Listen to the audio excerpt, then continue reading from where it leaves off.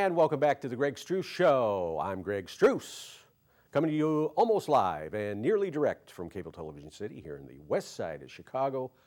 And I'm grateful that you're joining us for what will hopefully be another outstanding program.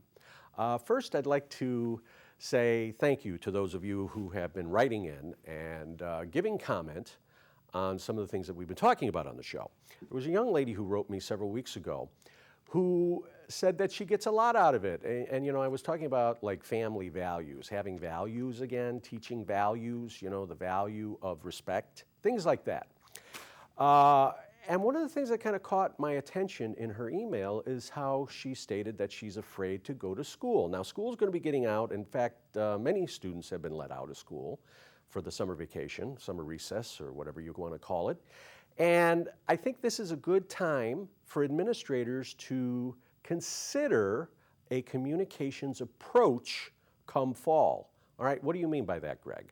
I mean that putting it on the signs out in front of the building, all right, on these electronic signs, to report suspicious activity, all right? We are welcoming of reporting, okay? We're never going to shut you down. We're never going to accuse you of saying, well, Bobby is just, you know, he's troubled anyway. Taking these things serious, all right? I'm not going to spend a lot of time on that. I just want to talk about this in this first segment about doing that. And really going beyond just the school system. I think it's up to all of us to police our community. Now, what do you mean by that? I mean that when we see things that don't look right, that we pick up the phone, we dial 911, and we start talking with other neighbors and, you know, getting their read on situations that, you know, everybody's on the same page. When something doesn't look right in our neighborhood, we're going to report it. Okay, I think that's important. I don't think I need to spend a lot of time on that. So for those of you, once again, writing into the show, I appreciate it, and I'm going to answer each of your emails as I get to them. So thank you very much for that. Tonight I want to talk about Roseanne. Okay, ABC just canceled her show based on some racist comments that she made at 2:35 a.m., okay, so 2:35 in the morning. What do you think people are doing at 2:35 in the morning? She made some comments about Valerie Jarrett, who was a senior advisor on President Obama's administration. And I'm not going to talk about that right now, exactly what she said, because we'll just do the tease for the whole show. And then I also want to talk about Louis Farrakhan, who is the leader of the Nation of Islam. All right, he has a huge, I don't believe it's a mosque, so excuse me that I don't know what the place of worship is. I know it's not considered a church, but it's a very beautiful and ornate building somewhere in the area, I think like 73rd and Stony Island in the south side of Chicago. It's just a beautiful place, wrought iron fence. I've never been inside, but I hear just very ornate. And he's the Nation of Islam leader who made some comments calling for the end of the white man. Now, Greg, why are you laughing at this? Well, I just think it's fascinating on a day that Roseanne gets fired from ABC for her comments, that a man who has been around for many, many years makes a similar comment and nobody is saying anything. Now, I think this is kind of interesting, and I don't say this for controversy. I say this in terms of what? Observation. And I want to talk about that tonight. You know, the double standards of when people say certain things. Now, let's take a look at this. Roseanne is a white female, and for all intents purposes, she is a conservative. All right, she made a comment about, like I said, Valerie Jarrett. Like I said, at 2:34 in the morning, that Valerie, is an African-American woman who was a senior advisor, once again, to President Obama. And she said, if the Muslim Brotherhood and the Planet of the Apes had a baby, that's what they were referring to. That's what she was making a referral to. And then she later apologized and made a comment about, you know, that it was a joke. All right, this is just a little too over the line, I feel. And you know, did she deserve to be fired for that? People do get fired for that. People get fired for comments that they make because they have a bigger platform. So I understand that. And I want to talk about that. I want to talk about this, and I want to talk about Minister Farrakhan. And the similarities in their comments, and obviously the backlash that he hasn't faced that Roseanne Barr is facing. And I think for a number of reasons, I'll point that out as well. Plus, we're going to take a look at our, I like, we're not able to run commercials. We're not a commercial show. So I like to break up the segments with some things that we've done in the past. Just little tidbits, because we're now in this short attention span. So sometimes, the segments go a little longer because I feel like I've had more to say. But I would like to show you some stuff that we've done, throughout the years that's kind of fun, and repurpose them. They're very short pieces, and better than watching a public service announcement, I think. So anyway, that's the show tonight. And if we have time, I want to talk about what someone goes through in a DUI, all right? So anyway, I'm Greg. This is The Greg Struss Show, and we are reinventing community television here from the west side of Chicago. Thank you for joining us, and we'll be back in just a moment.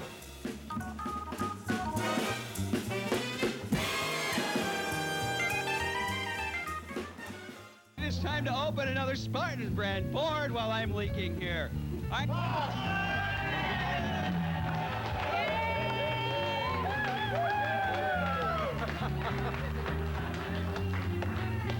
Delicious. You've heard about Clueless? Yeah, You've heard I love about that movie. Sleepless in Seattle? Yeah. This is Pileless in Allendale today.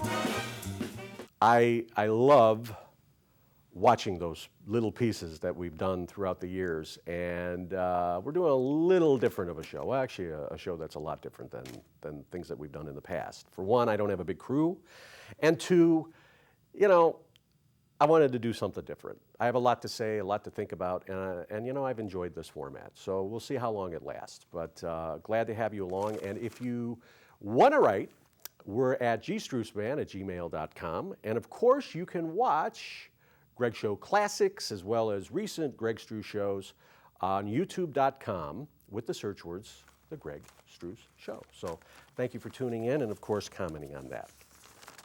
Before the break, I was talking about Roseanne Barr.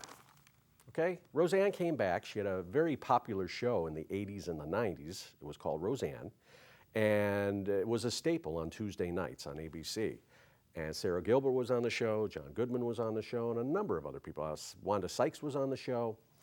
And it was a family comedy, all right, that tackled some serious issues and won great praise. So naturally, years later, I believe the show ended, the show had to end somewhere in the area of like the early 90s, probably around 94, 95, 96. So then they brought it back this past season to, because what's old is what's new. And people loved the show, and it had gangbuster ratings. But over the last several months, Roseanne has been making comments that are political in nature. She supports President Trump, which is not popular, as you know, in mainstream media, mainstream America. However, her show was #1. What does that tell you? Is everybody against Roseanne, or a certain group of people in the media? Because again, she supports President Trump, and most of the people that are in the media do not. So there's a political divide there. Then, to add insult to injury, as my father would say, she ends up tweeting some comments that just were very outlandish because of the time of day at 2:34 in the morning, and because of her actions and the people that she affected, including herself, makes me tend to wonder if Roseanne Barr is self-sabotaging, okay? And number two, what do you mean by that? Self-sabotaging means I stand in the way of my own success. And trust me, I could write a book about this because I've probably had it myself. Because you know what? As someone once told me, if you spot it, you got it. So if I can point to someone and say, you know, that person is self-sabotaging, well, how would you know? Well, because I probably have been self-sabotaging at one point in my life, and maybe on a certain level today I might still be, and maybe I'm not aware of it. But we're not talking about me tonight, we're talking about Roseanne. So at 2:34 in the morning, she starts these outlandish and highly offensive tweets, which makes me think that Roseanne has a little bit of a substance abuse issue, which may or may not contribute to anger management issues. Now, where do you get this from? I'm going to go out here, okay? I'm going to be honest with you. Having counseled people with anger management issues and substance abuse issues, what do we talk about in substance abuse? We talk about sex, we talk about gambling, we talk about drinking, prescription drugs, internet porn. What else? Shopping. Okay, people that love to go out and shop and they have no money and they're running up debt. There could be an addiction issue there. I have long suspected, as a counselor, okay, I'm just speaking from a counselor's point of view, I am not an expert here. And I certainly don't want to, say that I'm slandering anyone or libeling anyone. This is just my own personal point of view. Because based on the criteria for substance abuse, as we have mentioned over the course of the last 6 years, the criteria often is, like in a DUI, it's the BAC, the blood alcohol content, or the blow. All right, so 0.008 if someone is over that. If someone is way over, like at a 0.024, 0.016, 2 to 3 times over, okay, is there a substance abuse issue? Is someone dependent on that? And that's what we get to in evaluations. Now, based on the things that have been going on, I'm of the thinking that Roseanne may have some issues with substance abuse and anger management. Why do you say that? Well, for the first part, do you think her home life has been affected by this? I think so. Do you think her social life has been affected by these tweets and things that she's been saying? Absolutely. Do you think her finances have been affected? Okay, because now she's out of a multi-million-dollar a year job. And more so are all the other people because of her comments and her selfishness. So we have the financial end. Are there going to be legal ramifications for what she said simply because they've had to end the show and people are under contract? Who knows, all right? So right now we have 5 areas that Roseanne's life has been affected, and of course affecting other people. Now in substance abuse evaluation, what are we looking at? We're looking at how drinking, drugging, decision-making, under prescription drugs, whatever, the criteria is 2 or more, and someone likely has a substance issue. But I think she's been affected in all of these areas because of her comments and her decision-making, which at 2:34 in the morning may be a little cloudy because of some wine. I don't know. I'm just surmising here, all right? I'm just hypothesizing. And I think I may be correct. But again, we don't know. I'm just an outsider looking in.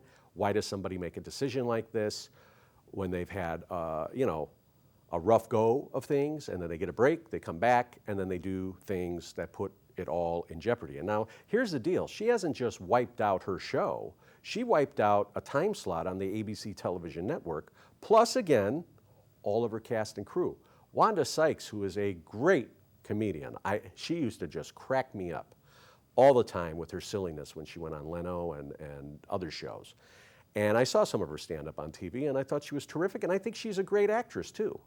And so she decided to leave the show first. She announced she was leaving as a producer, and I believe she was a cast member. I haven't had a chance to watch the show. I've just been reading things about it and how well it was doing. And then, of course, ABC, later in the day, had to make the decision that they were going to have to can the show. So they canceled Roseanne because of her comments, which I think, you know, is what people do in business, all right? However, as I always say, how is it that these comments get Roseanne in trouble, but similar comments, as I was mentioning, the Minister Farrakhan, okay? This is courtesy of the Daily Caller, okay? It's an internet website. And I'm not sure if they're a conservative website or if they're more in the middle. I don't know. But I think this was fairly objective, all right? So I'm just taking points from the Daily Caller. Louis Farrakhan, the leader of the Nation of Islam, issued a Sunday call for an end to white men. This is true. And he's quoted as saying, their nature, all right, white man's nature, is not in harmony with the nature of God. All right, that's the first thing that he said. Farrakhan went on to say that white men, now this is quote, had squandered the time God gave them to rule, alleging that they had chosen not to rule with righteousness, truth, justice, or fairness. And there's more. Minister Farrakhan, also said a list of traits that he believes were, quote unquote, in the white man's nature, namely murder and dishonesty. Right? This is Minister Farrakhan saying this, I believe at a mass. I don't know if he was sharing this with the media. And then finally, quote from Minister Farrakhan, white people were slaves to their nature. What black people do is by learning from your master. Let me read that again. Minister Farrakhan said that white people were slaves to their nature, and what black people do, quote, is by learning from your master, end quote. Now, I think what's fascinating about this is that about a month ago or so, Kanye West came out and made a comment about slavery. And it wasn't slavery slavery being a choice in the sense of that when somebody was a slave many years ago during the Civil War, before, what have you. It's about being in that enslaved mind. Now, this is what, there's mixed messages here, all right? And again, I'm not meant as the audience, so I take that into consideration. And by no means am I don't want to say that I'm not offended. It's not meant for me. I realize that. I'm an adult, okay? But if Roseanne is going to be held accountable for her comments, if someone like, I'm trying to think someone else that was taken out for something that they had said. Okay, Jimmy the Greek back in '87, he was a big dude on CBS Sports, and he made a comment about African American men being engineered differently than white men, and he got fired for that, okay? He got fired. That's 31 years ago. It was off base. It was an inappropriate comment, but his sports career ended with that comment. However, someone like Louis Farrakhan doesn't have to answer to this, even though it's in the press, and even though he's propagating this to young men and young women. And then we wonder why there's Islamophobe and Muslimphobe and people that are fearful of certain things, all right? I'd love to go to a mass or a worship and listen with an open mind. But I think this is kind of irresponsible, and I think it's antiquated thinking, and I think it's wrong. It's wrong when you want one thing and then you're doing something else, okay? I don't see where people are still, a master. I'm nobody's master. I'm no better than anybody. I'm no better than anybody. And I don't have privilege. And what I have, I've worked for. Did I have help along the way? Absolutely. You know, I went to school. It was tough to go to school. It was a sacrifice to go to school. And because, you know, we fell in a certain economic bracket, I had help to go to school, all right? If someone's in a certain economic bracket, they get to go to school. But if people don't take that opportunity to go to school, who's it on? Is it on someone else or is it on me? If I don't better my life, is it on someone else or is it on me? I think there takes a certain amount of effort, and these are things that I'm going through in my own personal life. And I want to talk a little bit about that, as well as, you know, what's the responsibility when I'm in public life? And if I want to make a change for the better, how do I do that? Instead of continuing with the negative past, because the past is over. All right, and I'm guilty on all levels of sometimes being stuck in the past on certain things. You know, moving forward and doing better is a choice, and it takes a certain amount of effort. And we'll talk about that when we come back in just a moment. Thanks for joining us, everybody.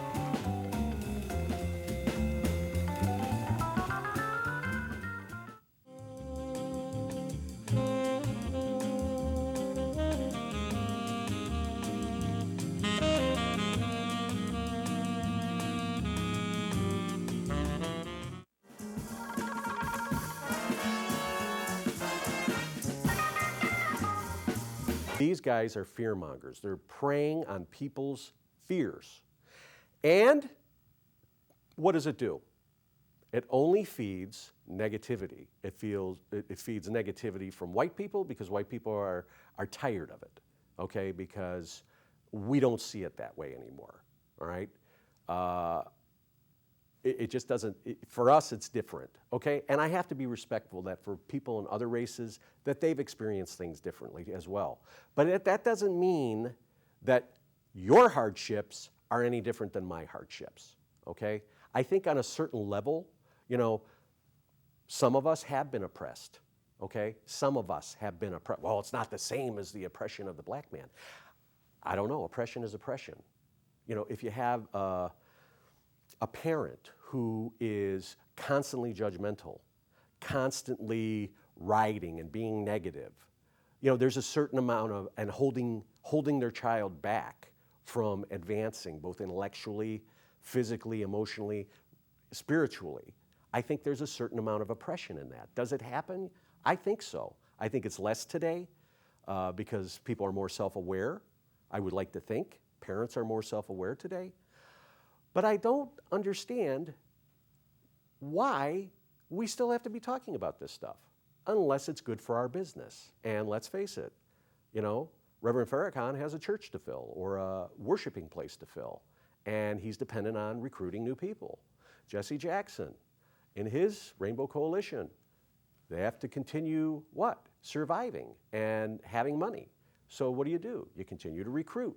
And you know, somebody listens to that message, whatever it is. I don't believe in that message. It's not that way for me. And I don't think that anybody is any better or more deserving than anybody else. You know, people in River Forest and Oak Park get to live in River Forest and Oak Park for a reason. They went to school. They either opened businesses. They're successful. All right? They put in the effort and the work, and it wasn't handed to them. So to say that certain people have been privileged, maybe there is privilege. Maybe people have handed down certain things, you know, like a house or car or whatever. But it just doesn't matter today. What does this matter to us in our daily lives that someone has something more than I do and that I want that? And I deserve it because you have it. But you don't know the whole picture that, oh, well, you went to school for 8 years, or, you know, you worked for horrible wages for a certain period of time. And here's another thing I love talking with younger people about today. People that don't work are too good to work for minimum wage. Well, I can't do that. I can make more doing something else. And then they get their government checks, and then they're doing a side hustle, then they have their cell phones, and then they're coming to work late, and then getting fired, and then it's a racist thing, and it's not. You know, it's a behavioral thing. And I will not be bullied by the race card anymore. I am just drawing the line because you know what? I'm not buying it. I have not had an easy life. You know, I've had easier than most. I know in my own self that I've probably made things more difficult than myself, you know, for myself because of decisions I made. But I was on my own. I didn't have people to consult with. And sometimes I probably shut a lot of people off because I felt the negativity. And, well, you ought to, you know, you shouldn't be doing that or whatever. And that was my choice, okay? So who ultimately answers for the decisions that I make? Whether it's a positive decision or a negative decision. There's outcomes that are not going to, you know, be derived in the way that I want, okay? And that's part of being human. We are, I don't want to say infallible, we're fallible. We can make mistakes, we can fail, and we're not perfect. And I think we need to move beyond this rubbish of the white man. The end of white men. And now, how are you going to call the end of white men? Now, he's not going out. Now, fortunately, Minister Farrakhan drew a line. He says, well, we need to go out and kill the white man. We need to go out and do things. I think this is hysterical on a certain level because it's like, what are you going to do? And I understand, you know, and I feel the frustration. I do. I feel it. And I feel powerless over it. I would love to sit and talk with everybody and hear them. But I have a feeling that if I sat down at a table and explained it, my point of view, that I might be shut down. And that's not discourse. Because you know what? I think that when somebody has a certain amount of intellect and intelligence and has lived life and has different experiences, both in working, different fields, different levels of education, what have you, being around different peoples of the world, you know, I think I could have a very intelligent conversation. And I could understand, and I understand, okay? I want to understand, and I want to know what I can do to help, other than people feeling that I need to pay something or that I need to give something up that I don't have. All right? So if we want equality, I feel, okay, if we want equality, then you know, it's kind of like this. If you're working at a restaurant and it's slow, you got to share in the bad times, okay? And when business is great, you share in the good times. Just because business changes doesn't mean that one person is more important than the other. Well, you have to go home because I have to make money, and you've had all day to make your money. It doesn't happen like that, all right? So I don't know if we're ever going to be equal as long as people are caving in to certain constructs and belief systems. And I'm not buying it anymore because you know what? Louis Farrakhan has nothing to do with my life. And I'm sure I can learn a lot from his teachings, and I certainly have. I've read some things that he has said. He also supports President Trump, but again, saying that it's because he is destroying every enemy that was an enemy of our rise. All right, is it that black man's rise? Is it the Islamic rise? What rise is it? And who's destroyed? He's not going in. So I just think it's kind of tame. It's vicious on a certain level. It's entertaining on others. And I think it's also wrong. I think it's irresponsible to be propagating this kind of stuff. And he gets away with it. And he's in the news, okay? He is a public figure. So who is holding him accountable for his irresponsible racist comments, okay? And it's different, and we can't have that because you know what? We're all equal, and we're all one people, and we're all Americans. And people that live here are participating in the American process and the American way of life. So why don't we take what we have in common and learn from each other, okay? Communicating and sitting down and getting rid of the stereotypes, understanding each other, having compassion for one another, communicating with each other.